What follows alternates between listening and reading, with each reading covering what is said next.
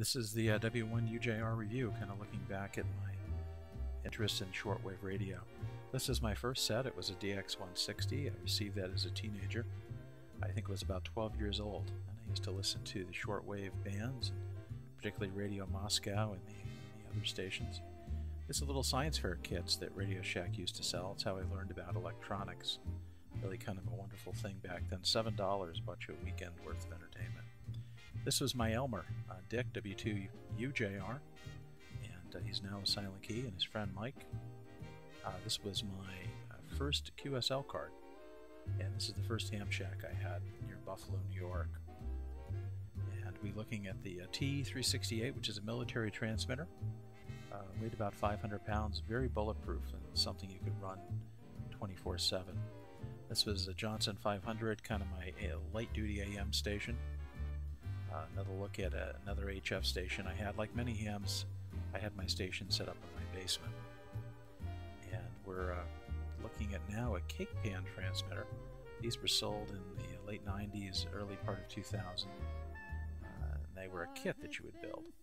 This is my satellite antenna for amateur satellite work.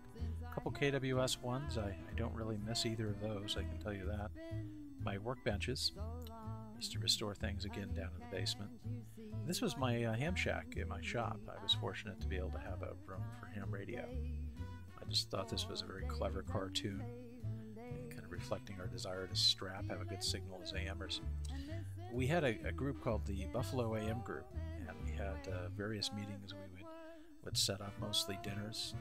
We actually were chartered by the ARRL under the name of Amplitude Modulation Society of Buffalo, and we often attended events together. This was the Rochester Hamfest in Rochester, New York.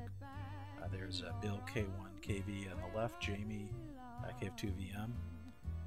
There's Timmy, myself, there's Bill, KWS, K2LNU, with the KW1 station we had.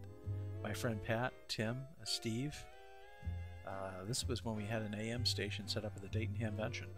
And that's Jerry, 2QLS, Dale, and myself. There was the whole group. Going from left to right.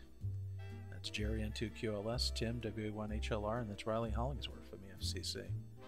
That's Joe and 2VXV, myself, and Tim. There's Don, K4KYV. And he's a silent key now. W8VYZ, Ashtabula Bill. He was quite an AMer. And his station, like many of ours, was in the basement. And we had stopped by on the way back from the Dayton Hamvention. I believe this was in 2000. It was Tom in Bill's living room checking out his BC348 receiver. This was our group as we came by. I don't know who put the SSB patrol up there, but that was a bit of a joke. It was a little cover from an old ham radio magazine I thought was quite clever. This is an HRO5 I had purchased from Ray W1RY, beautifully restored. And this was the original Hamshack in the barn. This is what the barn looked like before we did the renovation work on it. And you can see how it's developed and evolved over the years into what it is today. So we've put some plywood up and insulated the place and brought in some other gear, and a lot of gear. And that's currently the way it looks today. The Valiant, though, is no longer there. We've since put that away. This is a transmitter I purchased from Carl, KPD, showing a variety of SW3 coils I had accumulated over the years. That was the feed line, balanced feed line we had on the shack, and it got snow on it, and you can see how that bogged that down. Changed the tuning, too. That was a great cartoon you had seen over the years. I think they came off of Radio News. This is a restoration I did on an old HRO set. Actually purchased this in Nova Scotia on my 40th birthday. And the set was not working and needed to be extensively recapped and gone through, which I did. It was quite a project, but it came out absolutely wonderful. I get a great deal of satisfaction out of repairing these things and getting them back on the air. So it was a very, very nice set once everything was finished. You can see how it came out inside. Quite a difference from where we had started. Another picture of an HRO, different HRO in this case. This is an HRO5 TA1. Looks like we have a picture here of a Collins 32V I'm doing some service on the workbench. You can see how compact they are. Interestingly, I found this note inside here. This fellow had bought it for $300 back in 1990. The set cleaned up nicely. I still have it. It plays well. This was a Wolfhong, which is a symbol of amateur radio discipline. Came from the home of Fred Hammond, VE3HC. This is an FW or FB7X that I had restored. And that was quite an interesting receiver from the 30s. This was getting the Collins 30K station from California to Maine. I actually said it came into my office. I told my employees it was a coffin. I said it was a coffin of my uncle. They had to be careful unloading it. It's kind of what it looked like. But that wasn't the case. This is the output network. I stripped everything pretty much down as far as I could. This was done over a period of a good winter. I think it was actually about 6 months going through everything, cleaning it up. That's the receiver, of course, 75A1. It really needed to be thoroughly cleaned. And that is now functioning very nicely. And then you can see how far it came down. The panel came off, all the knobs came off, hardware, etc. But when it got done, it worked very nicely indeed. This is actually the placard off the transmitter, 30K Model 1, serial number 32. Serial number 32. That's the modulator deck in the 30K. Pair of 75 THs going to a single 4-125. This was a transmitter I picked up from Stu, W2AO. And this was one of my first Elecraft kits I built. It looks like this was a KX1, little small 4-band HF QRP rig. I usually sort everything out in the cake tins. It makes it easier to find them. Gives you an idea of the size, small size of what you're soldering on in there. And that's the finished product. Basically a complete HF station with the paddle. You could almost fit that in your pocket. Another build I did, this is a K1 transceiver, slightly larger. Really not as sophisticated as the KX1 we looked at.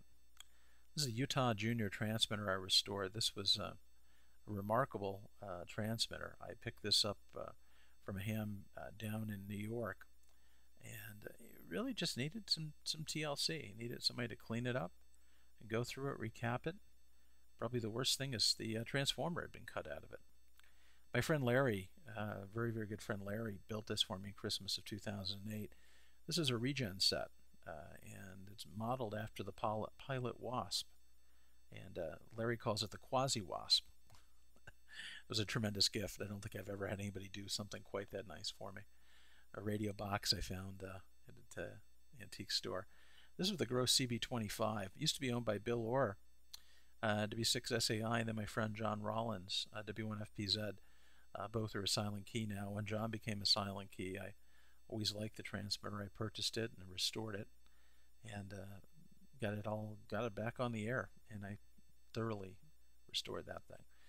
It entered it in the AWA contest, won some awards for it. That was nice to see.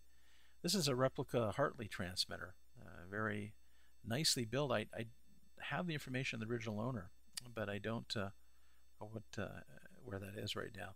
It's a Gross Eagle receiver from, again, the Gross Radio Corporation. Very interesting little Regen set.